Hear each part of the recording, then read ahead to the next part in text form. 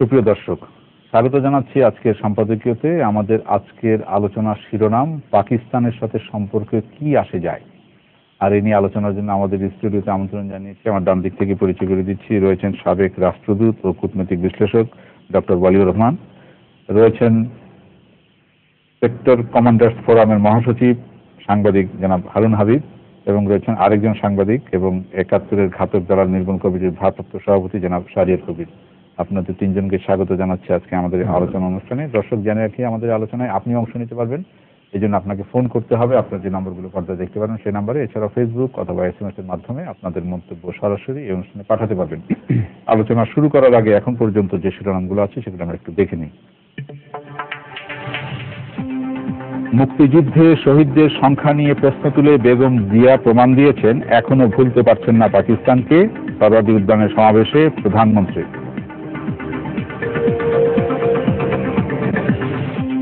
গণতন্ত্র প্রতিষ্ঠায় সব শ্রেণী পেশার মানুষকে সোচ্চার হওয়ার আহ্বান মির্জা ফখরুলের।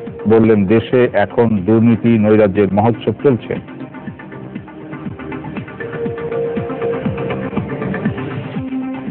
তল্লাশির নামে রাতে ছিনতাইকারীর ভূমিকায় অবতীর্ণ পুলিশ।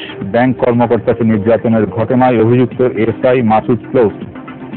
দৃষ্টান্তমূলক শাস্তির দাবি।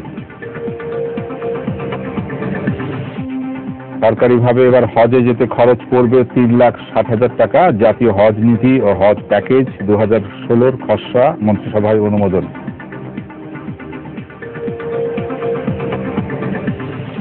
এবং অষ্টম বেতন কাঠামো সামঞ্জস্যের দাবিতে পাবলিক বিশ্ববিদ্যালয়ের শিক্ষকদের লাগাতার কর্মবিরতি। গ্রহণযোগ্য সমাধানের পথ খুঁজছে সরকার, জানালেন শিক্ষামন্ত্রী।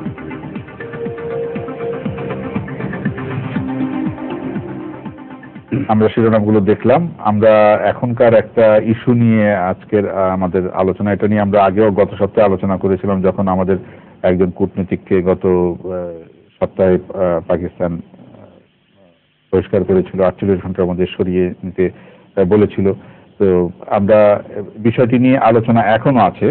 পাকিস্তানের সাথে সম্পর্ক রাখা না রাখা নিয়ে আমরা দেখি সরকারের মন্ত্রীরা, ডক্টর ওয়ালিউর রহমান আপনার কাছ থেকে আলোচনা শুরু করবো। আমি দেখি সরকারের মন্ত্রীরাও কথা বলছেন। আমরা দেখি যে আমাদের মাননীয় তথ্যমন্ত্রী বলেছেন পাকিস্তানের সাথে সম্পর্ক এখন সর্বনিম্ন পর্যায়ে আছে। তারপরে আমরা দেখি যে নৌপরিবহন মন্ত্রী শাহজাহান খান উনি বলেছেন যে আমাদের কূটনীতিককে যেভাবে বহিষ্কার করা হলো এটা আমাদের জন্য একটা চরম অপমান। আবার কলকাতায় দেখি যে আমাদের বাণিজ্য মন্ত্রী তোফায়েল আহমেদ বলেছেন সম্পর্ক হুট করে ছিন্ন করে ফেলা যায় না। তো আমরা যেটা দেখি যে এক সময় বর্ণবাদী নীতির কারণে দক্ষিণ আফ্রিকার সাথে বাংলাদেশের কূটনৈতিক সম্পর্ক ছিল না। বর্ণবাদী নীতি আর এখন পাকিস্তানকে যেটা বলা হচ্ছে জঙ্গিবাদী নীতি। তো বর্ণবাদী নীতির চেয়েও জঙ্গিবাদী নীতি আরো বেশি ভয়াবহ, আরো বেশি খারাপ। তো সেই পাকিস্তানি জঙ্গিবাদী নীতির পাকিস্তানের সাথে সম্পর্ক রাখা না রাখা নিয়ে আলোচনা চলছে, কিন্তু সরকারের তরফ থেকে স্পষ্টভাবে কিছু বলা হচ্ছে না। কিভাবে দেখছেন আপনি? দেখুন, এটা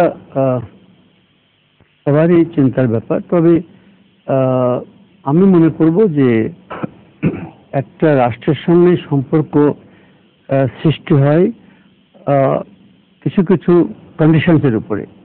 সেই কন্ডিশনসের ভিতরে একটা হলো যে জাতিসংঘ চার্টার কে আমরা দুই রাষ্ট্রই আমরা মানব এবং স্বীকৃতি জানাবো, এবং জাতিসংঘ আমাদেরকে রেকগনিশন দেবে। তো জাতিসংঘ রেকগনিশন অবশ্যই আমাদেরকে দিয়েছে, পাকিস্তান তো ছিলই। ২ নম্বর হলো যে সেখানে তখন দুই রাষ্ট্র, এখানে পাকিস্তান বাংলাদেশ, তাদের যে সম্পর্ক সৃষ্টি হয়েছে মুক্তিযুদ্ধের পরে, সেটা কিন্তু একটা প্রসেসের ভিতরে হয়েছে, হুট করে হয়নি। যে প্রসেস থেকে আমরা বলি আমাদের ভাষায়, কূটনীতির ভাষায়, সেটাকে হলো ভিয়েনা কনভেনশন এবং charter of the United nation. এই দুটোর উপরে বেস করে কিন্তু আমাদের সম্পর্ক সৃষ্টি হয়েছে। তো তার মোটামুটি বেস হচ্ছে, আমি সব বলতে পারবো না, বলবো না, সময় নেই, আমি 4টে শুধু বলবো। একটা হচ্ছে যে একে অন্যকে, অন্যের সভারেন্টিকে, ইন্ডিপেন্ডেন্সকে সম্মান করা। কোনো টেরিটোরিয়াল অ্যাগ্রেশন যদি হয়, সেটা জাতিসংঘ কখনোই গ্রহণ করবে না। তখন তারা চ্যাপ্টার 7 ইনভোক করতে পারে। 3 নম্বর হলো যে সেই জাতিটার যে ভিয়েনা কনভেনশন এবং চার্টারের যে কন্ডিশনগুলো আছে সেই কন্ডিশনগুলো মোটামুটি তারা মেনে চলছে। সাউথ আফ্রিকা সেই কন্ডিশনগুলো একটা মেনে চলছিল না, so far as the blacks R concerned. সেই জন্য তখন যে আমরা সবাই সাউথ আফ্রিকার উপরে নো বললাম, যে নো সম্পর্ক, no relationship, including the United Nations, they were not there. তো এই প্রেক্ষিতে পাকিস্তানের সঙ্গে বাংলাদেশের সম্পর্ক কি হতে পারে? ভিয়েনা কনভেনশন অনুযায়ী আমরা আমাদের সম্পর্ক সৃষ্টি করেছি আমরা পাকিস্তানের সঙ্গে বাংলাদেশে as a new country, new nation. সেখানে যে কয়েকজন মন্ত্রীর কথা আপনি বললেন, আমি বলবো যে এটা আমাদের কূটনীতিকে বহিষ্কার করলেন, আমরা তাদের পাকিস্তানিদেরকে এখান থেকে বের করে দিলাম। আমাদের যাদেরকে আমাদের এখান থেকে যাদের বহিষ্কার করা হয়েছে সুনির্দিষ্ট অভিযোগ ছিল, প্রমাণিত অভিযোগ, বক্তব্য ছিল, অপরাধীদের আমি সেটা আমরা বলছি, আমাদের আছে, আমাদের প্রমাণ উপস্থাপন করা হয়েছে, প্রমাণ আছে আমাদের। পাকিস্তানি বলছে তাদের প্রমাণ আছে যে আমাদের কূটনীতি যাদেরকে বের করে দিয়েছে তারা কিন্তু সেটা তো দেখায়নি। তো আমরা কি সেটা আমাদের আমি ডিফারেন্সে বলছি যে তারা বলছে যে অকূটনৈতিক আনডিপ্লোম্যাটিক অ্যাক্টিভিটিজে তারা ছিলেন, ব্যাখ্যা যায়নি। Vienna convention does not require you to explain. This is the beauty of this whole thing. The Vienna Convention does not. ডিউটির মধ্যেই আগে জিনিসটি হচ্ছে না, আমি সেখানে যে জঙ্গিবাদকে সমর্থন করা, জাল টাকা সাপ্লাই দেওয়া, জঙ্গিদের টাকা দেওয়া। দেখুন, প্রশ্নটা হচ্ছে এই যে যতক্ষণ আমরা একটা পর্যায়ে আছি যে সম্পর্ক আমাদের আছে এবং ভিয়েনা কনভেনশন অনুযায়ী তারা বের করতে পারে, আমরা বের করতে পারি বিভিন্ন প্রক্রিয়াতে। আমরা আমরা যেটা করতে পারি যে আমাদের সম্পর্কটাকে আমরা কমিয়ে আনতে পারি। অ্যাম্বাসিডার রাখবো না, হাই কমিশনার রাখবো না, একটা ফার্স্ট সেক্রেটারি ডাউনগ্রেড করতে পারি, সেকেন্ড সেক্রেটারি ডাউনগ্রেড। পাকিস্তান তাই করতে পারে এখানে। কিন্তু সাউথ আফ্রিকার ব্যাপারে যেটা হলো সেটা আপনার গ্রহণযোগ্য নয় বহু কারণে। মোস্টলি যেটা সম্পর্ক স্বাভাবিক, জাতিসংঘ চার্টার যেটা আপনার, সেই চার্টারে 3-4টা প্যারা লেখা হয়েছে যে কি কারণে আমরা সাউথ আফ্রিকাকে করতে পারি। সেই কারণগুলো আছে, এই কারণগুলো বেস করেই কিন্তু আমরা সম্পর্ক সেট করেছিলাম। তো পাকিস্তানের ব্যাপারে সন্ত্রাসী রাষ্ট্র এবং যে একটা রাষ্ট্র হিসাবে যে কতগুলো আপনার কোয়ালিটিস দরকার, সেই কোয়ালিটিস পাকিস্তানের নাই। এবং আপনি যেটা বললেন শব্দটা বলতে গেলে সেটা একটা সম্পূর্ণ সন্ত্রাসী রাষ্ট্র তারা। যে আমরা দেখতে পাচ্ছি যে এমনকি যখন পাঠানকোট এয়ারপোর্ট আপনার অ্যাটাক করলো, Jaish e Mohammed has been banned in Pakistan. এখন প্রধানমন্ত্রী বলছে যে আমরা এটাকে দেখবো, আমরা ইনভেস্টিগেট করে দেখবো এবং দ্যাট উইল বি কি বলে ভেরি ভেরি শার্প, কুইক এবং ট্রান্সপারেন্ট। কিন্তু প্রশ্ন হলো যে আমরা জানি, সারা পৃথিবী জানে যে যখন মিস্টার সেক্রেটারি অফ স্টেট কথা বলছেন নওয়াজ শরীফের সঙ্গে, American US secretary of state, তখন তিনি বলছেন যে I can assure you my secretary of state যে আমরা এটা করবো। কিন্তু he knows, secretary of state knows, Nawaz Sharif knows, we know that Nawaz Sharif doesn't have any power. It is being run by the ISI of Pakistan. এখানে আপনাকে যে মূল্যায়ন করার যে উপায়টা রয়েছে সেটা হচ্ছে যে you have to wait for some more time. আর ডিপ্লোম্যাটিক সম্পর্ক ছিন্ন করা, এই বিষয়টি আসতে চাই যে এই কারণেই পাকিস্তানকে সুন্দর দৃষ্টিতে আমরা দেখবো যে হ্যাঁ, পাকিস্তানের নওয়াজ শরীফের হাতে ক্ষমতা নেই, যা করছে আইএসআই করছে। বাংলাদেশে ভারতে যা করছে আইএসআই করছে, বাংলাদেশে যা করছে আইএসআই এর মদত হচ্ছে। সেখানে রাজনৈতিক দল যে ক্ষমতা আছে তারা কিছু করছে না। এইভাবে আমরা জিনিসটা কি পার পাওয়া যাবে? আসলে আমি ওয়ালিউর রহমান সাহেব যেভাবে দেখছেন, একটা স্ট্রিক্টলি ডিপ্লোম্যাটিক ভিয়েনা কনভেনশনের মতে যেভাবে পারস্পরিক সম্পর্ক হয় বা সম্পর্ক ভাঙে বা থাকে না, আমার মনে হয় ব্যাপারটা অনেকটা একাডেমিক। আমি কিন্তু পুরো ব্যাপারটাকে একটু অন্যভাবে দেখতে চাই, কারণ পাকিস্তানের সাথে আমাদের অন্য দেশের মতো সম্পর্ক নয়। পাকিস্তানের বিরুদ্ধে একটা সশস্ত্র সংগ্রাম, মুক্তিযুদ্ধ করে আজ থেকে 44 বছর আগে এই বাংলাদেশ রাষ্ট্র সৃষ্টি হয়েছে, এবং সেই পাকিস্তানের বিরুদ্ধে যে সশস্ত্র সংগ্রাম হয়েছে, মুক্তিযুদ্ধ হয়েছে, সেখানে আমাদের 30 লক্ষ লোক মারা গেছে, প্রায় 4 লক্ষাধিক উপরে আমাদের নারীরা নিগৃহীত হয়েছে পাকিস্তান সেনাবাহিনী এবং আমাদের দেশীয় তাদের যে দোসর তাদের হাতে। তারপরে আমরা পাকিস্তানের সাথে সম্পর্কটা কি করে কূটনৈতিক সম্পর্ক হলো সে ইতিহাস আমরা জানি। 74 সালে বঙ্গবন্ধুকে তারা ওয়াইসি সম্মেলনে নেওয়ার জন্য যে প্রক্রিয়া শুরু হলো, বঙ্গবন্ধুর ওয়ালি রহমান সাহেব নিশ্চয়ই উনি তখন স্বীকৃতি না দেওয়া পর্যন্ত স্বীকৃতি দিয়ে নিয়ে গেছে। 22 তারিখ স্বীকৃতি দিয়েছেন, তিনি 23 তারিখ গিয়েছেন। তারপরে পরবর্তীতে আমরা একটা যুদ্ধ হয়, অনেক দেশে অনেক জাতিতে যুদ্ধ হয়, তারপরও একটা রেপ্রচমেন্ট আসে, এক ধরনের ভালো সম্পর্ক হয়। এটা অস্বীকার করা, কারণ ইউরোপের যে দেশগুলো শত শত বছর ধরে যে যুদ্ধ করেছে তারা কি এক হয়নি? হয়েছে। কিন্তু পাকিস্তান অতি সম্প্রতিকালে, কেন বলবো, প্রথম থেকেই যেটা আপনি বলেছেন যে পাকিস্তানের সাথে যে শিরোনাম রেখেছেন যে পাকিস্তানের সাথে সম্পর্ক না রাখলে কি হয়, এই ধরনের একটা ব্যাপার যেটা বললেন, আমার মনে হয় সে দৃষ্টিভঙ্গিতে দেখা উচিত। পাকিস্তান নিজের ইচ্ছাকৃতভাবে তার মুক্তিযুদ্ধকে কি ভুলেছে, তার পরাজয়কে সে কি ভুলেছে, নাকি সেটা স্বীকার করে দিয়েছে? আমার তো মনে হয় পাকিস্তানের অফিসিয়াল কোনো ডকুমেন্ট বাংলাদেশের যে গণহত্যা তাদের সেনাবাহিনী করেছে সেটা তারা কখনো মেনে নেয়নি। এমনকি আমরা জানি যখন ভুট্টো সাহেব আসলেন বাংলাদেশে বঙ্গবন্ধুর আমলে, আর উনি কিন্তু বলে দিলেন যে না, উনি জাতীয় স্মৃতিসৌধে যাবেন না, কিন্তু বঙ্গবন্ধু কিন্তু আবার স্ট্যান্ড নিয়েছিলেন এবং তার স্ট্যান্ডের ফলে ভুট্টোকে যেতে হয়েছিল, কিন্তু সেখানে কোনো কিছু লিখেননি। এরপরও বেনজির ভুট্টো এসছে, পারভেজ মুশারফ এসছে, নওয়াজ শরীফ এসছে, এরা অনেকেই এসছে, এমনকি জিয়াউল হক এসছে উদিতচরের ব্যাপারগুলোতে। আমরা দেখেছি যুগে যুগে 4 যুগ পার হয়ে গেছে, আমরা দেখেছি যে পাকিস্তান মুক্তিযুদ্ধকে ঠিক ভালো চোখে দেখেনি, কিংবা এইভাবে বলতে পারি যে পাকিস্তানে যে 93,000 সৈন্য বাংলাদেশে পরাজিত হয়েছিল, আত্মসমর্পণ করেছিল, সেটাকেও তারা ভুলেনি। তারপরেও কিন্তু আমাদের কূটনৈতিক সম্পর্ক ছিন্ন হয়নি, আছে এখনো পর্যন্ত, আজ পর্যন্ত আছে।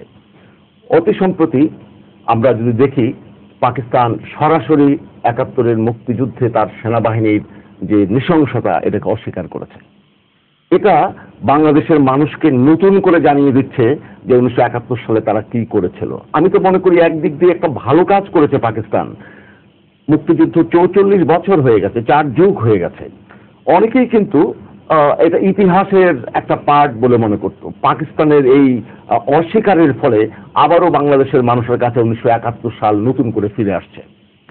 আমরা দেখছি যে আমাদের যে যুদ্ধাপরাধের যে বিচার শুরু হয়েছিল 2010 সাল থেকে এবং এখনো চলছে, পাকিস্তান প্রতিবারই Pakistan national assembly, Punjab assembly যে প্রতিক্রিয়া দেখিয়েছে, অতি সম্প্রতি সালাউদ্দিন কাদের চৌধুরী, আলী হাসান মুজাহিদের মৃত্যুদণ্ডের পরে যে প্রতিক্রিয়া দেখিয়েছে, এই প্রতিক্রিয়া স্বভাবতই, আমি জানি না ভিয়েনা কনভেনশন ওয়ালি রহমান সাহেব আছেন, উনি বলুন যে এটাকে আমরা বলতে পারি না যে এটা বাংলাদেশের একেবারে একান্ত নিজস্ব অভ্যন্তরীণ বিষয়ে পাকিস্তান সরাসরি হস্তক্ষেপ করেছে?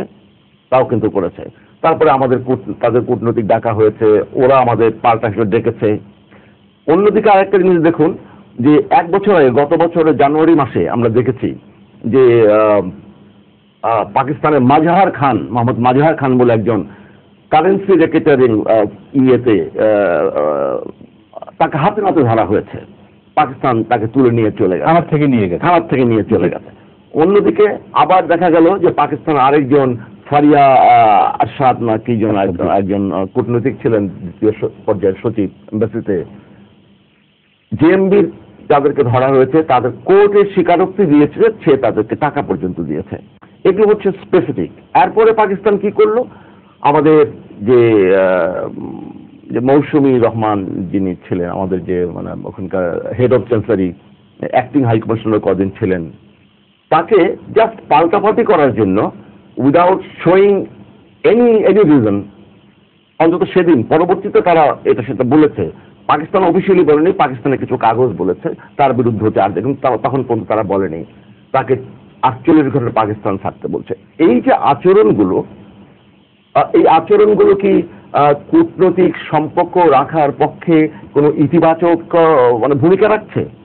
আমি তো মনে করি বাংলাদেশের একজন নাগরিক হিসেবে বাংলাদেশ শুধুমাত্র পাকিস্তানের এই আচরণ নয়, পাকিস্তান কার্যত বাংলাদেশের বিরুদ্ধে, স্বার্থ বিরুদ্ধে কাজ করছে। এবং বেশ কয়েকটা দৃষ্টান্ত যেটা এখানে দেখা গেল, তাতে করে যে আমাদের পুরো সাউথ এশিয়া যে জঙ্গিবাদের যে উত্থানটা হচ্ছে, পাকিস্তান দূতাবাস এটাকে লালন করে এখানে, যেটা বাংলাদেশ অভিযোগ করছে, বাংলাদেশের গোয়েন্দারা অভিযোগ করছে, তাহলে পরে আপনি যেটা প্রথম বললেন, এটা কি বর্ণবাদের চেয়ে খুব একটা কম? তাদের সম্পর্ক কেন? আরেকটা জিনিস এখানে বলা উচিত যে পাকিস্তান শুধু এই বিষয়টি একটু এই বিষয়টি নিয়ে আমি একটু সারিয়ার কাছে আচ্ছা সারিবে, আপনি গোটা বিষয়টিকে এই যে চলছে পক্ষে বিপক্ষে বিতর্ক, এই বিষয়টিকে আপনি কিভাবে দেখছেন? আমি তো বলি ভাই, যেটা বললেন পাকিস্তান ভিয়েনা কনভেনশন এখনো ভায়োলেট করেনি, তো ভিয়েনা কনভেনশন কি করলে ভায়োলেশন হয় সেটা একটু বলি ভাইকে একটু বলতে হবে। এক নম্বর হচ্ছে, পাকিস্তান প্রথম থেকে আমাদের অভ্যন্তরীণ রাজনীতির ব্যাপারে নির্লজ্জভাবে হস্তক্ষেপ করছে। যুদ্ধাপরাধীদের বিচার, আমরা সবসময় বলি পৃথিবীর সব দেশের বিচার ব্যবস্থা স্বাধীন সার্বভৌম। আমাদের দেশের আইনে, আমাদের বিচার ব্যবস্থাতে আমাদের দেশের ঘাতকদের আমরা বিচার করছি, অপরাধীদের। পাকিস্তান প্রত্যেকটা মৃত্যুদণ্ডের পর যে প্রতিক্রিয়া ব্যক্ত করছে, এটা সরাসরি আমাদের স্বাধীন সার্বভৌম বিচার ব্যবস্থার উপর হস্তক্ষেপ, আমাদের স্বাধীনতার উপর হস্তক্ষেপ। উনি এর কথা বললেন, মাঝারের কথা বললেন। মাঝারের আগে আরেকজন কূটনীতিক ইরফান রাজা, সে তো সরাসরি মুক্তিযুদ্ধ বিরোধী, মানে কি আমাদের স্বাধীনতার ঘোষণাপত্রকে সে চ্যালেঞ্জ করেছে। 71-এ কোনো গণহত্যা হয়নি, এই যে 71-এ যে গণহত্যা হয়েছে এটা তো স্বাধীনতার ঘোষণাপত্রে পরিষ্কারভাবে উল্লেখ করা হয়েছে। আজকে যদি আমি আমেরিকার সঙ্গে সম্পর্ক রাখতে চাই, কূটনৈতিক সম্পর্ক, এবং আমি যদি বলি আমেরিকাকে, আমেরিকা তোমার স্বাধীনতার ঘোষণা আমি মানি না, আমেরিকা আমার সঙ্গে কূটনৈতিক সম্পর্ক রাখবে না। আপনি যখন একটা দেশের সঙ্গে সম্পর্ক রাখেন, আমরা যেমন বলতে পারি না পাকিস্তানকে, পাকিস্তান তুমি ধর্মীয় বিজাতি তত্ত্বের ভিত্তিতে তোমার জন্ম হয়েছে, তোমার জন্মটাই একটা পাপ, ওই পাপ আমরা স্বীকার করি না। না, আমরা স্বীকৃতি দিয়েছে, পাকিস্তান যেমন আমাদের স্বীকৃতি দিয়েছে, আমরাও পাকিস্তানকে রাষ্ট্র হিসেবে স্বীকৃতি দিয়েছে, স্বীকৃতিটা পারস্পরিক। তো কতগুলো নর্মস তো আমরা মেনে চলছি, পাকিস্তান কখনো এই নর্মসগুলো মানেনি। স্বীকৃতির ব্যাপারে প্রথম কন্ডিশন, প্রিকন্ডিশন যেটা ছিল বঙ্গবন্ধু যাওয়ার আগে, সেটা হচ্ছে ত্রিপক্ষীয় চুক্তি, যেটা পররাষ্ট্রমন্ত্রী পর্যায়ে হলো 195 জনের ব্যাপারে। বাংলাদেশ ক্ষমা করেছে কি শর্তে? পাকিস্তান তাদের বিচার করবে। আজ পর্যন্ত পাকিস্তান বিচার করেনি। আমাদের সঙ্গে পাকিস্তানের বঙ্গবন্ধুর সময় আলোচনা শুরু হয়েছিল অ্যাসেট শেয়ারিং, আমাদের যা প্রাপ্য পাকিস্তানকে ফেরত দিতে হবে। বঙ্গবন্ধুর হত্যাকাণ্ডের পর সেটা ডিপ ফ্রিজে চলে গেল। আমাদের ইতিহাসের দুর্ভাগ্য হচ্ছে, এই যে 44 বছরের মধ্যে 29টি বছর এই দেশটি শাসিত হয়েছে পাকিস্তানপন্থী, স্বাধীনতা বিরোধী, যুদ্ধাপরাধী এবং তাদের সহযোগীদের দ্বারা। ফলে কি হয়েছে? পাকিস্তানের সঙ্গে সম্পর্কটাকে ঘনিষ্ঠ করবার জন্য সংবিধানের মধ্যে আমাদের ধর্মনিরপেক্ষতা কেটে দিয়ে, বাদ দিয়ে, সেখানে মুসলিম উম্মার সঙ্গে বিশেষ সম্পর্ক, মানে পাকিস্তানকে তোয়াজ করবার জন্য যা কিছু করা দরকার, সংবিধানে পাকিস্তানিকরণ এবং একই সঙ্গে সমাজ রাজনীতির পাকিস্তানিকরণ, এগুলো কিন্তু জেনারেল জিয়াউর রহমান এবং পরবর্তী শাসকরা করেছেন। খালেদা জিয়া পর্যন্ত এই কর্মগুলো আমরা দেখেছি। এবং এর ফলে কি হয়েছে? আমাদের ন্যারেটিভ থেকে পাকিস্তানি হানাদার বাহিনী বলা যাবে না, এমনকি বেগম জিয়া এখনো বলেন না হানাদার বাহিনী, পাকিস্তানি বলা যাবে না। একইভাবে ভারতীয় মিত্র বাহিনী বলা যাবে না, মিত্র বাহিনী, ভারতীয় মিত্র বাহিনী বলা যাবে না। এই যে শুরু থেকে যেটা বলছি আমরা, না, এটা আমি বলছি ওই সময়ের কথা, যখন পাকিস্তান পন্থীরা 75-এর পর থেকে 96-এর আগ পর্যন্ত 21টা বছর আপনি দেখুন, কিংবা তারপরেও যখন আবার বিএনপি জামাত জোট ক্ষমতায় আসছে একই জিনিসের পুনরাবৃত্তি আমরা দেখেছি। ফলে কি হয়েছে, ওই যে পাকিস্তানের সঙ্গে যখনই আমাদের সম্পর্কের টানাপোড়েন তৈরি হয়, আমরা তো পরিষ্কার নির্মূল কমিটির কথা যদি বলি 24 বছর ধরে 6টা বিষয় নিয়ে আমরা কথা বলছি। একটা হচ্ছে 71-এর গণহত্যাকে পাকিস্তানকে বলতে হবে এটা গণহত্যা তারা করেছে এবং এর জন্য তাদের পার্লামেন্টে মাপ চাইতে হবে। তাদের নাগরিক সমাজের নেতৃবৃন্দ বিভিন্ন সময় এসছে, তাহেরা মাজার আলী, আসমা জাহাঙ্গীর এবং অন্যান্যরা এখানে এসে ক্ষমা চেয়েছে নাগরিকদের তরফ থেকে। কিন্তু পাকিস্তান সরকারিভাবে এখনো 71-এর গণহত্যাকে তারা স্বীকার করে না, মাপ চাওয়ার তো প্রশ্নে ওঠে না। দ্বিতীয়ত হচ্ছে যে কি 195 জনের যখন আমরা বিচার করব পাকিস্তানকে এদেরকে বিচারের জন্য ফেরত দিতে হবে। থার্ড হচ্ছে 71-এ আমাদের যা পাওনা পাকিস্তানের কাছে, এই পাওনাটা বঙ্গবন্ধুর সময় এটা নিয়ে কথাবার্তা হয়েছিল, তারপর আর এটা নিয়ে উচ্চবাচ্য হয়নি। পাওনা আমাদের ফেরত দিতে হবে। 47 সালে পাকিস্তান এবং ভারত যখন আলাদা হয় 3 মাসের মধ্যে ভারত পাকিস্তানের যা সম্পদ প্রাপ্য ছিল সেটা তারা বুঝিয়ে দিয়েছে। এরপর যেটা আমরা 44 বছরে কোনো সরকার বলেনি, 71-এর গণহত্যার কম্পেনসেশন, গণহত্যার ভিকটিমদেরকে কম্পেনসেট করতে হবে। জার্মানি এখন পর্যন্ত দ্বিতীয় বিশ্বযুদ্ধের হলোকস্টের ভিকটিমদেরকে কম্পেনসেশন দিয়ে যাচ্ছে। গত সপ্তাহে আপনারা দেখেছেন জাপান বলেছে দক্ষিণ কোরিয়ার নির্যাতিত নারীদেরকে তারা ক্ষতিপূরণ দেবে, ক্ষমা চেয়েছে তারা। ক্ষমা এবং ক্ষতিপূরণ দুটোর একটাও তারা করেনি। তারপর হচ্ছে এই যে আটকে পড়া পাকিস্তানিগুলো, এরাই তো এখানে যাবতীয় সন্ত্রাসের সঙ্গে যুক্ত। বহু সময় কাগজে এগুলো বেরিয়েছে, খবরের কাগজে দেখেছে, টেলিভিশনে বলা হয়েছে, এদেরকে তারা ফেরত দেবে না। এখানে তাদের এজেন্ট কতগুলো এখানে রেখে দিয়েছে। এবং সবচেয়ে 6 নম্বর যেটা ভারুর ভাইও খানিকটা বললেন, পাকিস্তান নিয়মিতভাবে প্রতিবেশী দেশগুলোতে বাংলাদেশে জঙ্গি মৌলবাদী সন্ত্রাস রপ্তানি করছে। আমাদের ছেলেদেরকে পাকিস্তানে নিয়ে গিয়ে ট্রেনিং দিচ্ছে, উচ্চতর প্রশিক্ষণ দিয়ে আবার ফেরত পাঠাচ্ছে। আমার পোর্ট্রেট অফ জিহাদে আমি বিস্তারিত দেখিয়েছি করাচির কোন এই যে মুফতি হান্নান, প্রধানমন্ত্রী শেখ হাসিনার যে 21শে আগস্টের মামলার হামলা যে করেছিল তার তো প্রধান আসামি মুফতি হান্নান।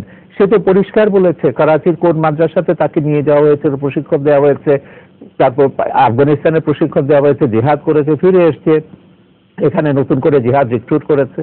নভেম্বরে আমরা এই গত নভেম্বরে 2 মাস আগে সংবাদ সম্মেলন করে বলেছি, তখন আপনার মনে আছে কিনা 10 নভেম্বর খবরের কাগজে বেরিয়েছিল পাকিস্তান ফেরত 4 জন, পাকিস্তান থেকে আসা 4 জন জঙ্গি ধরা পড়েছে যারা সামরিক বাহিনী, পাকিস্তানের সামরিক বাহিনীর কর্তৃক প্রশিক্ষণ প্রাপ্ত।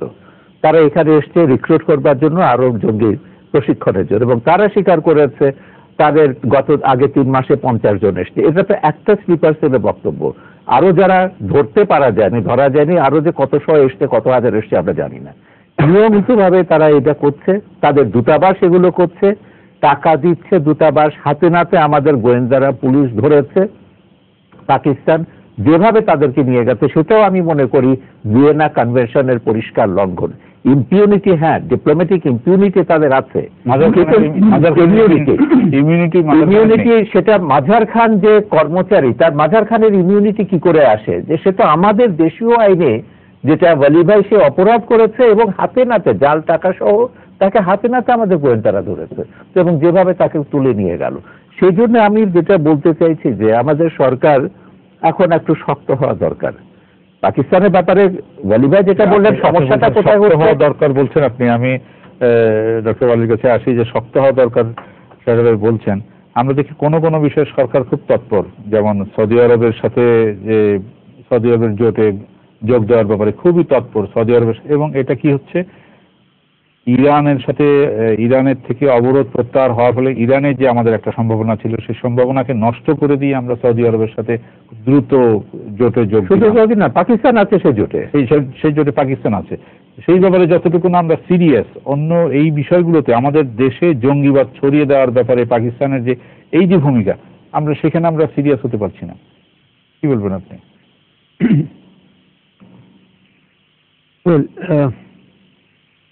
এটা আপনি দুটো প্রশ্ন করেছেন। না, আমি বলি ভাই আর একটু যোগ করি যে ডিপ্লোম্যাটিক্যালি আপনি মনে করেন কি না আরো অ্যাগ্রেসিভলি আমাদের পাকিস্তানকে অ্যাড্রেস করা দরকার? ডিপ্লোম্যাটিক্যালি যত অ্যাগ্রেসিভলি হ্যান্ডেল করছি, খুব দ্রুত সিদ্ধান্ত নিচ্ছি, অন্য ব্যাপারে কেন নিচ্ছি না, কেন নিতে পারছি না? আমি পাকিস্তানের কথাটা আগে বলি যে আমি খুব মনোযোগ সহকারে শুনলাম আমার দুই বন্ধু comrades in arms. Actually we are fighting in the same cause and from the same forum, as a matter of fact, all three of us. It's a rare combination, I must tell you, and I'm proud of that. আপনি আমাকে এদের সঙ্গে ডেকেছেন। তো ব্যাপারটা হচ্ছে যে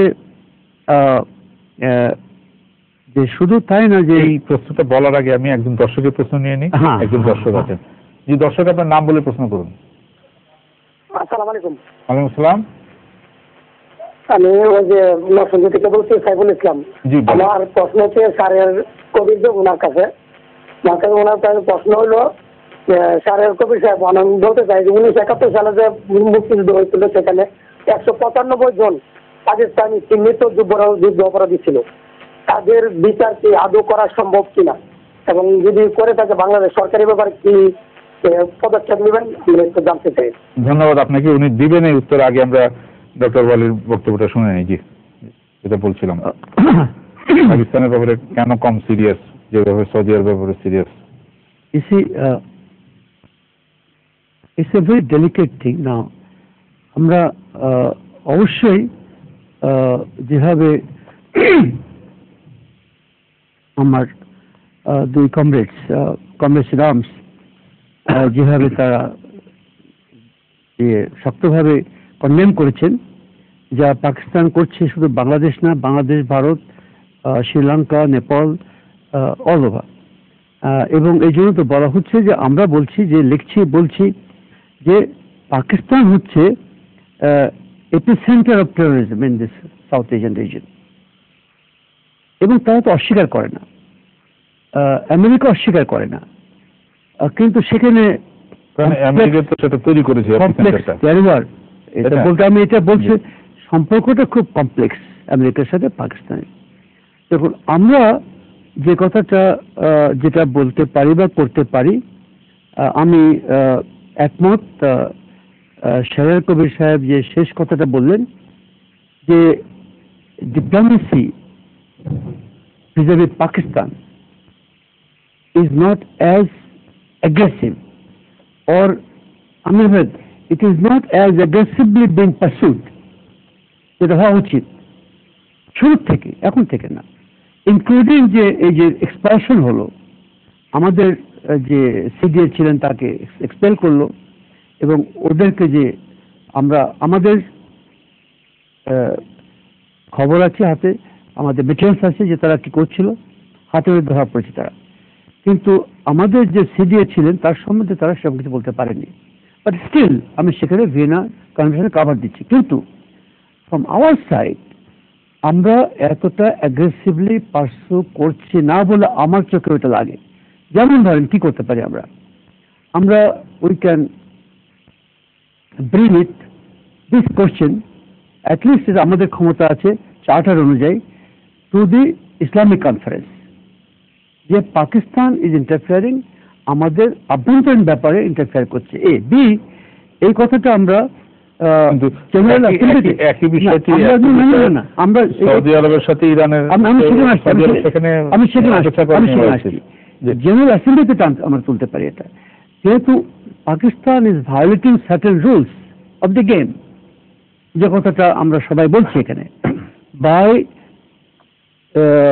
interfering in our internal affairs.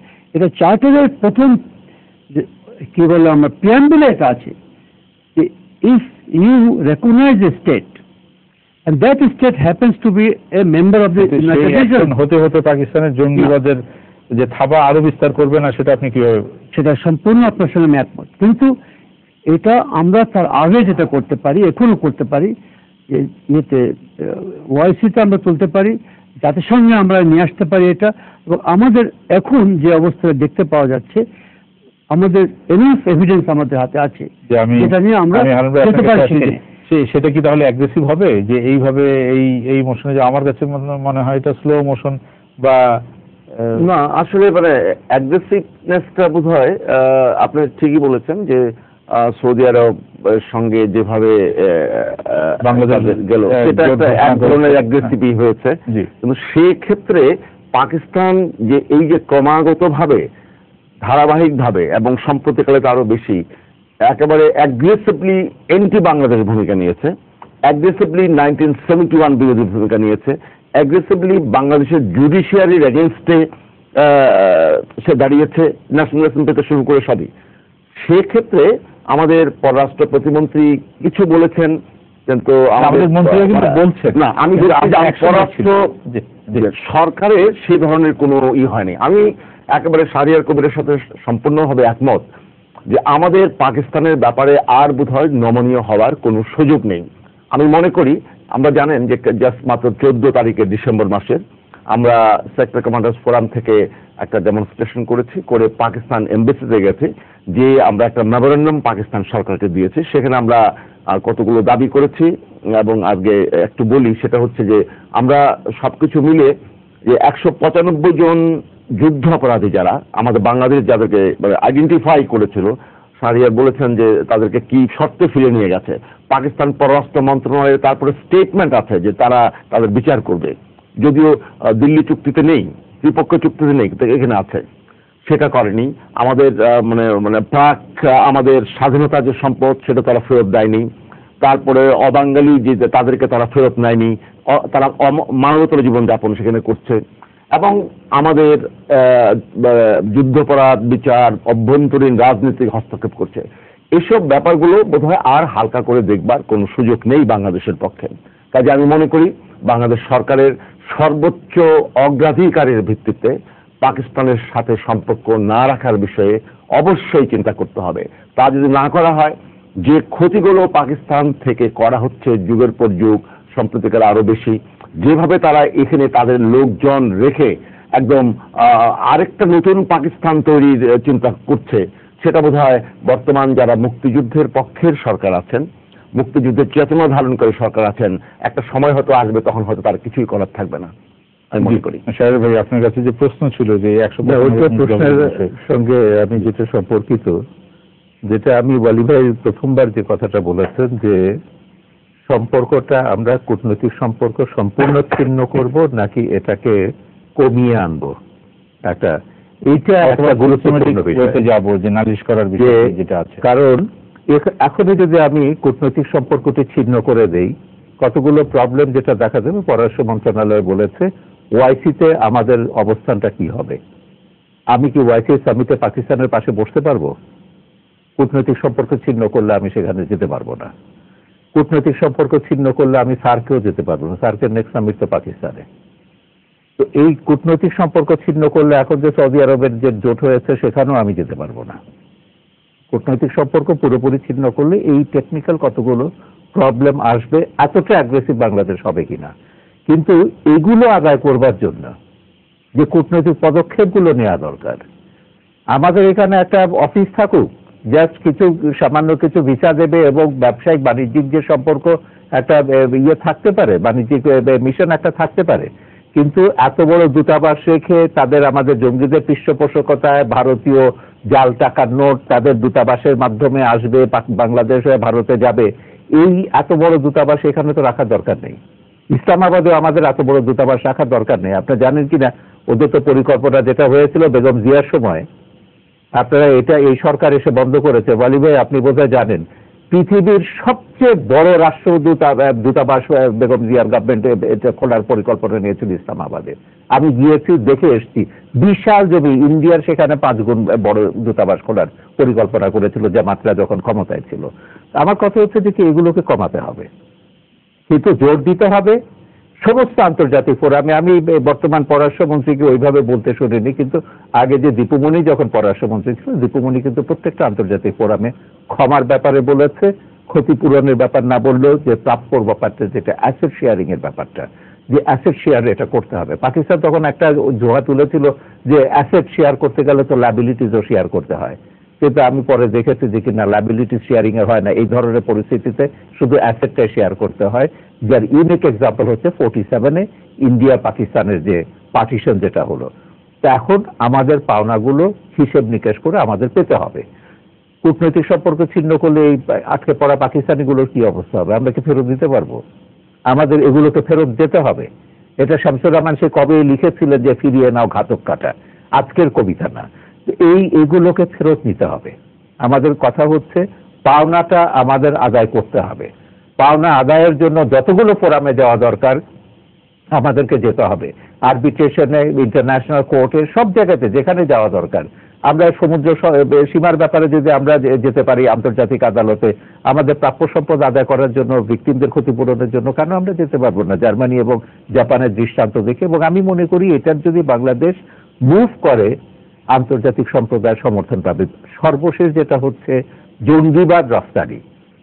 জঙ্গিবাদ রপ্তানির যে প্রধান, আমি বলি পাকিস্তান হচ্ছে পৃথিবীর সবচেয়ে বড় জঙ্গি উৎপাদনকারী দেশ, সবচেয়ে বড় জঙ্গি বিপণনকারী দেশ, সবচেয়ে বড় জঙ্গি রপ্তানিকারক দেশ, ইকুয়াল এপিসেন্টার। হ্যাঁ, সেই জন্যই যেটা হচ্ছে যে কি আজকে সমস্ত ইস্যুতে আমেরিকা থেকে শুরু করে পশ্চিম ইউরোপ থেকে শুরু করে আর প্রত্যেকেই কিন্তু জঙ্গি মৌলবাদী সন্ত্রাসের ভিকটিম। আমরা যদি এরকম একটা পদক্ষেপ নেই, আমি মনে করি ইউরোপ আমেরিকা বাংলাদেশের পাশে দাঁড়াবে। প্রধানমন্ত্রী শেখ হাসিনা 2009 সালে ক্ষমতায় এসে বলেছিলেন যে জঙ্গিবাদ মোকাবেলা করার জন্য আমাদের একটা আঞ্চলিক টাস্ক ফোর্স দরকার।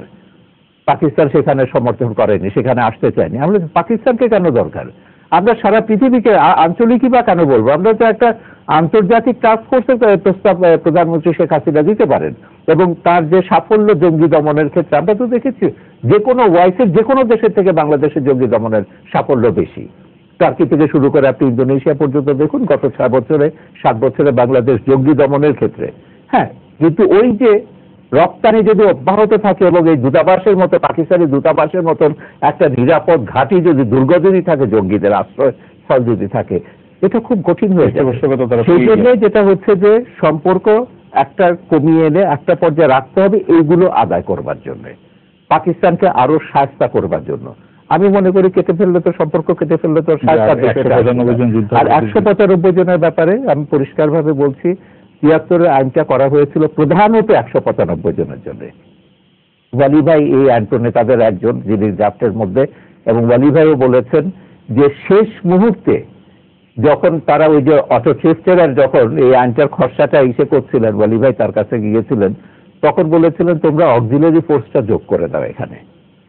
মূলত কিন্তু এটা পাকিস্তানের বিচারের জন্য আইনটা হয়েছিল, অক্সিলারি ফোর্সটা আমরা শেষ খসড়াতে, চূড়ান্ত খসড়ায় যোগ করেছি। সুতরাং এই আইনে আমরা এতদিন ট্রাইব্যুনালে যেটা করেছি, স্থানীয়দের বিচার করেছি, শীর্ষস্থানীয়দের বিচার শেষ হয়েছে।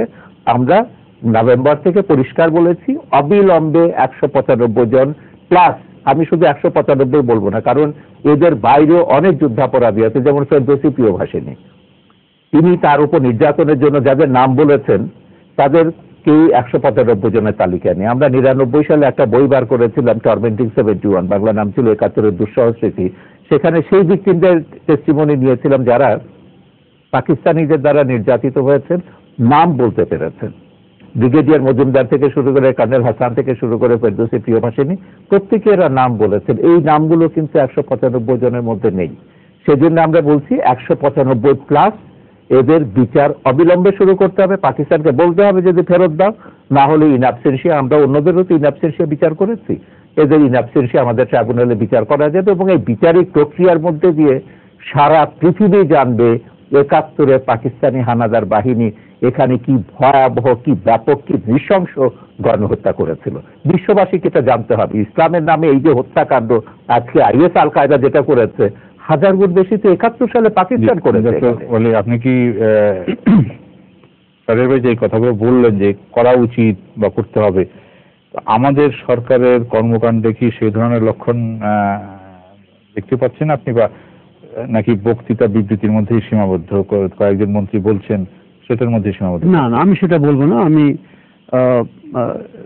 স্যারের কবির যেভাবে ব্যাপারটাকে এক্সপ্লেন করেছেন, ক্লারিফিকেশন দিয়েছেন, সেটা আমারই সংক্ষিপ্ত বক্তব্যের ফার্দার ক্লারিফিকেশন। আমি তার সঙ্গে সম্পূর্ণ একমত। এবং সরকারকে সরকার কি করছে না করছে বলেই তো আজকে আমাদের এই মিটিং এখানে হচ্ছে। আমরা তো সেটা চাচ্ছি সরকারের কাছে যে আপনাদেরকে আরো প্রোঅ্যাক্টিভ হতে হবে, not active, not reactive, proactive হতে হবে। এবং প্রোঅ্যাক্টিভ হওয়ার ভিতরে যে পাকিস্তানকে যে প্রমাণ করতে পারি আমরা, এটা একটা বড় সুযোগ এসছে আমাদের কাছে এই সময়। রাদার দ্যান সম্পর্ক ছেদ করলে সেটা আমরা পারবো না। সম্পর্ক ছেদ না করে বিভিন্ন উপায়ে আমরা করতে পারি, বিভিন্ন সংস্থায় যেতে পারি আমরা, এবং সেখানে আমরা এই যে একটা মাহেরক্ষণ আমি বলবো এসেছে আমাদেরকে পৃথিবীকে বলা এবং জানানো যে যখন রাশিয়া নেমেছে, আমেরিকা নেমেছে এই কতগুলো যারা কি বলে আইসিসকে মারার জন্য, এবং আইসিসের জন্ম, আইসিসের বাবা হচ্ছে পাকিস্তান। যত কিছু হয়েছে সমস্ত কিছু ফ্লো করেছে ফ্রম পাকিস্তান টেরিটরি। এই জিনিসটাকে পৃথিবী কিন্তু জানে না এখনো। কারণটা কি? বড় কারণটা আপনাকে বলছি আমি। বড় কারণটা হচ্ছে যে পাকিস্তানের সবচেয়ে বড় বন্ধু হলো কারা? মার্কিন যুক্তরাষ্ট্র। এখন তাদের একটা গ্লোবাল স্ট্র্যাটেজি আছে, জিওপলিটিক্যাল স্ট্র্যাটেজি আছে, তার সঙ্গে আমাদের কোনো রকম সম্পর্ক নাই। আমাদের সম্পর্কটা আমাদের জন্য, বাংলাদেশের জন্য সেটা হচ্ছে যে ওদের যে সত্যিকারের চরিত্রটা কি আমরা উন্মোচন করতে পারবো, এই সুযোগ, এবং এই সুযোগ যে এসছে বোধহয় এই সুযোগ আর কখনো আসবে না। এই হলো রাইট টাইম, রাইট মোমেন্ট এবং ঠিক সময়, মাহেরক্ষণ অ্যাজ আই সেড, যে আমরা যেতে পারি যে we can go to the UN, OIC, then ICJ, এবং রাইটলি সো। আইসিজেতে ভারত কিন্তু নাও বলতে পারত যাব না, কারণ উনক্লাসে যেটা আমরা সাইন করেছি, যে নেগোসিয়েশন আমরা করেছি, সেখানে কিন্তু লেখা আছে যদি একটি রাষ্ট্র যদি রাজি না হয় সে আরবিট্রেশন আমরা করতে পারবো না। We can force them. কিন্তু ভারত রাজি হয়েছে। কিন্তু যেটা বলছি যে, এবং সেখানে খুব একটা প্রোঅ্যাক্টিভ রোল প্রধানমন্ত্রী নিয়েছিলেন, এই আমাদের প্রধানমন্ত্রী। আমিও চাইবো আপনার মাধ্যমে যে প্রধানমন্ত্রী শেখ হাসিনার জন্য একটা প্রোঅ্যাক্টিভ রোল নেন এখন হিসাবে পাকিস্তান। আমাদের লুজ করার কিচ্ছু নাই। সারা পৃথিবী জানবে, এবং জানবে যে তারা ৭৫ কি করেছে এখানে। এটা কিন্তু এখনো পৃথিবীর অনেক জায়গায় জানেন, লোকে বিশ্বাস করে না এরকম হয়েছে। এই আমরা ঘোরাফেরা করি, নিজের পয়সায় আমরা যাই, উনি যাচ্ছেন, ইনি যাচ্ছেন, সারা পৃথিবীতে আমরা ঘুরে ঘুরে আমরা বলে বলে আসি। যেরকম যে যুদ্ধাপরাধের বিচার হচ্ছে সেখানেও তাই। এখন কিন্তু লোকে সজাগ হয়েছে, তাই তো এখানে একটা বিচার হচ্ছে। এবং যারা জানে, আইনটা যারা জানে, তারা বুঝে যে না, বাংলাদেশে যুদ্ধাপরাধ, গণহত্যা করা হয়েছে। কারণ যে আইনটা আমরা করেছি সে আইন has stood the test of time. It is true যে বিচার হচ্ছে, বিচারটা সঠিক হচ্ছে। এবং সেটা কে বলে গেল? শেষমেশ আমাদের পরিচিত, সবাই জানি, স্টিফেন রালফ, কি বলবো, আমি আর কিছু বলতে চাচ্ছি না তার সম্বন্ধে। সেই লোকটা বলে গেছে, শেষমেশ বলে গেছে যে বাংলাদেশ যদি এইভাবে এই বিচারটা ঠিক মতো করতে পারে, প্রথমে তিনি আমাদের বিরুদ্ধে ছিলেন, শেষবারে তিনি বলে গেলেন, তাহলে আমরা যে আন্তর্জাতিক আইন ক্রিমিনাল লকে দিয়ে যে ডোমেস্টিক লতে নিয়ে এসে বিচার করছি আমরা, তাহলে আমাদের এই বিচারটা একটা মডেল হয়ে থাকবে পৃথিবীর জন্য। তিনি আরো বলেছেন যে আমি জানতাম না, এই কথাটা বলতে হবে আমাকে, আমি জানতাম যে বাংলাদেশের জুডিশিয়ারি এত ভালো, আমি জানতাম না যে আপনারা এখানে যে আপনাদের যে ডিফেন্সকে এত সময় দেন, আমি তো দিইনি। এখানে হারুন ভাই, তো আমাদের যারা সমালোচনা করতো তারা জানতো না, মানে আমাদের এখান থেকে যে প্রচারণাটা চালানো দরকার ছিল সেই জিনিসটায় অভাব ছিল, এটাই তো বেরিয়ে আসে। কি বলবেন? কম সময় আমাদের আলোচনা শেষ পর্যায়ে আমরা। হ্যাঁ, নিশ্চয়ই। আসলে মানে বাংলাদেশের যে গণহত্যা, ৭১-এর নৃশংসতা পাকিস্তানিরা বা তাদের স্থানীয় দোসরেরা করেছে, এটা কিন্তু সেই সময়কার পত্রপত্রিকায় কম বেশি গ্রন্থিত হয়েছে, ওয়ার্ল্ড মিডিয়াগুলো। এখনো যখন ট্রায়ালটা শুরু হলো, আমরা বারবারই এই কথাটা বলছিলাম যে আমাদের যে এই যে গণহত্যার যে চিত্রটা, নৃশংসতার চিত্রটা, এবং ওরা তো লবিস্ট, ইন্টারন্যাশনাল লবিস্ট ফার্ম নিয়োগ করেছিল বিভিন্ন জায়গায়, এখনো তারা ওয়ার্ক করছেন, এবং সেভাবে আমাদের প্রচারটা হয়নি। তবে পরবর্তী পর্যায়ে, প্রথম দিকে না হলেও পরবর্তীতে আমাদের কিছু কিছু এমবেসি যথেষ্ট তৎপর হয়েছে, এবং শাহরিয়ার তো অনেকবারই অনেক ইন্টারন্যাশনাল কনফারেন্সে গেছে।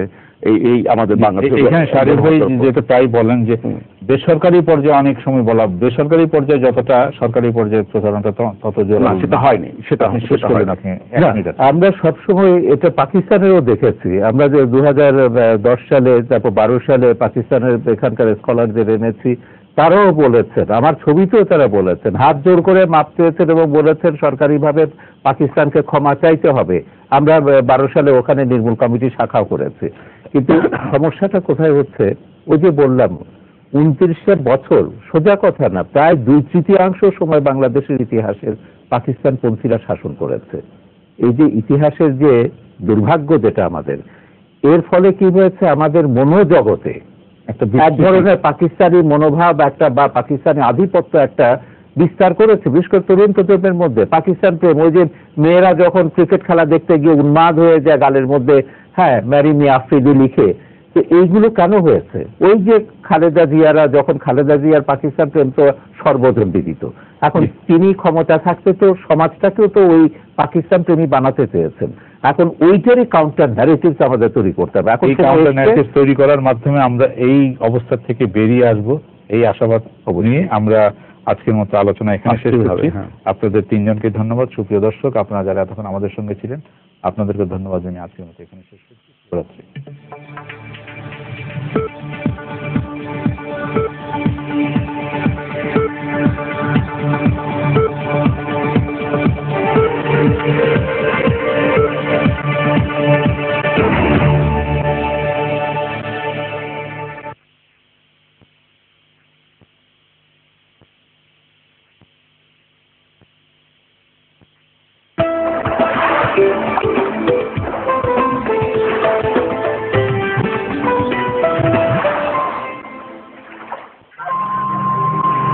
পলিমাটির দেশ আমাদের বাংলাদেশ,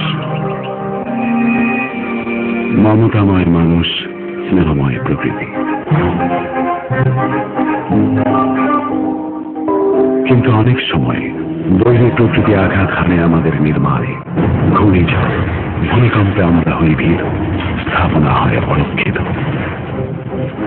তাই প্রয়োজন সুদৃঢ় ভিত্তি, চাই কার্যকর নির্মাণ সামগ্রী, চাই একটি শক্তিশালী স্টিল বার। শীতলপুর স্টিলের SASM আলট্রা স্ট্রং 500 TMT বার সবচাইতে শক্তিশালী এবং নিরাপদ স্টিল বার। এর হাই ডাক্টিলিটি আর ম্যাক্সিমাম বেন্ডাবিলিটি, উচ্চতাপ ও ভূমিকম্প সহনশীলতা যে কোনো দুর্যোগে নির্মাণকে রাখে সুরক্ষিত। আর এর অনন্য প্রপার্টি ব্যালেন্স এবং ওয়েল্ডেবিলিটি তৈরি করে সূক্ষ্ম আর মজবুত কাঠামো। SASM আলট্রা স্ট্রং 500 TMT বার, নিরাপদ স্থাপনা, সুদৃঢ় কাঠামো।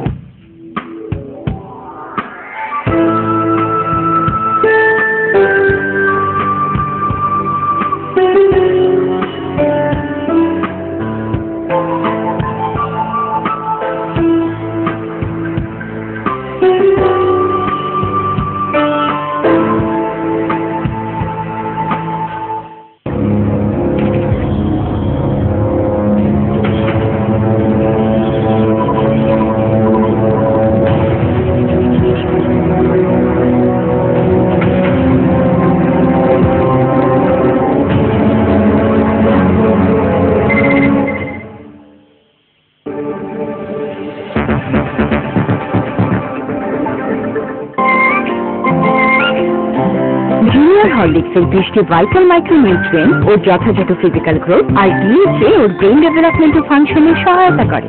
রোজ জুনিয়র হরলিক্স খাচ্ছে আর শরীর ও বুদ্ধিতে তরতর করে বেড়ে উঠছে। মাত্র 2190 টাকায় দুর্দান্ত স্মার্টফোন সিম্ফনি E5। এই শীতে নারকেল ও মেথির পুষ্টি সমৃদ্ধ প্যারাশুট বেলি ফুলের সাথে 50 মিলি মেরিল পেট্রোলিয়াম জেলি একদম ফ্রি। জুনিয়র হরলিক্সের 20টি ভাইটাল মাইক্রোনিউট্রিয়েন্ট ও যথাযথ ফিজিক্যাল গ্রোথ আর ডিএসএ ও ব্রেইন ডেভেলপমেন্ট ও ফাংশনে সহায়তা করে। রোজ জুনিয়র হরলিক্স খাচ্ছে আর শরীর ও বুদ্ধিতে তরতর করে বেড়ে উঠছে। রিয়েল কোকোনাট ফ্লেভারে সত্যি হয়ে এলো আপনার কল্পনার কুকি, কুকি না, রিয়েল কুকি। জুনিয়র হরলিক্সের 20টি ভাইটাল মাইক্রোনিউট্রিয়েন্ট ও যথাযথ ফিজিক্যাল গ্রোথ আর ডিএসএ ও ব্রেইন ডেভেলপমেন্ট ও ফাংশনে সহায়তা করে। রোজ জুনিয়র হরলিক্স খাচ্ছে আর শরীর ও বুদ্ধিতে তরতর করে বেড়ে উঠছে। এই শীতে নারকেল ও মেথির পুষ্টি সমৃদ্ধ